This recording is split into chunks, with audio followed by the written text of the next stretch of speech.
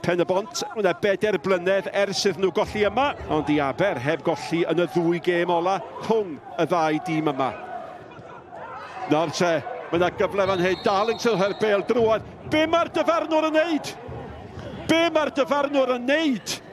Mae wedi dangos y garden felen, a ie, mae Hadley a'i freichiau yn lled agored ac yn gofyn pam na ches I fynd. Mae'n goch, yw'n cwestiwn, mae ar ei goes o, dim hyd oll lle mae pat o.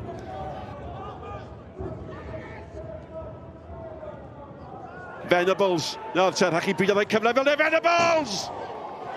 Mae'n efo sgorio. Mae'n hawdd, sy'n rhaid o godi'r bel, just pasio ar y llawr i'r gornel. McFaid neto.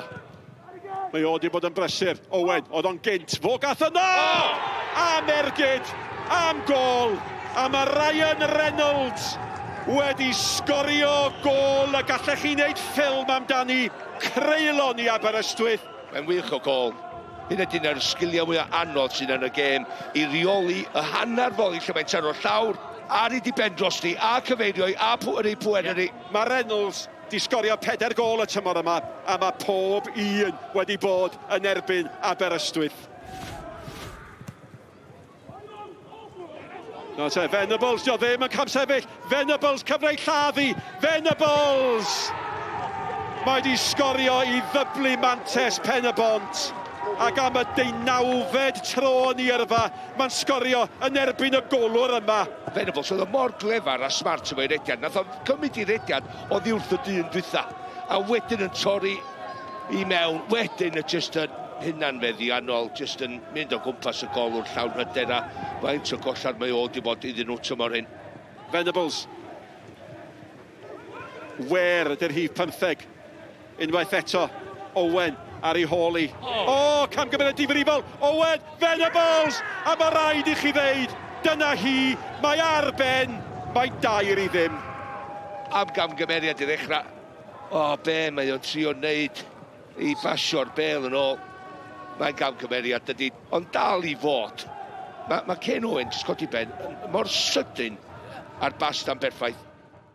Yeah, I didn't think we were great first 25 minutes, but once it did sort of click, we were clearly the better side for the last hour of the game and deserved the win. I think we've been in that situation many times this year, 1-0 up, including against Aber actually, and we've conceded equalisers and cost ourselves points. Today we went and got that second and it killed the game.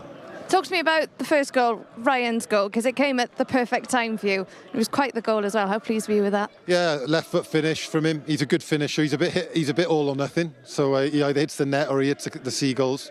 But yeah, great finish from him, and it did, as you say, it was timely.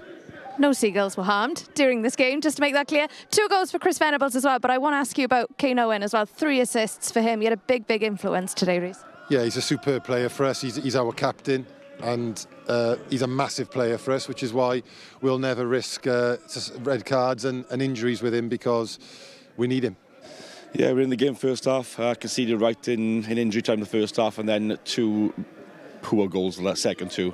And then I just made a lot of changes just to make sure I'm protecting my boys from suspensions and make sure we're ready for next game. So the game had gone after 2 silly mistakes second half, but we were more than in the game. A few chances first half. You can see the first goal of time we did cost us a bit, and then obviously the 2 comical second goals, then 3rd goal.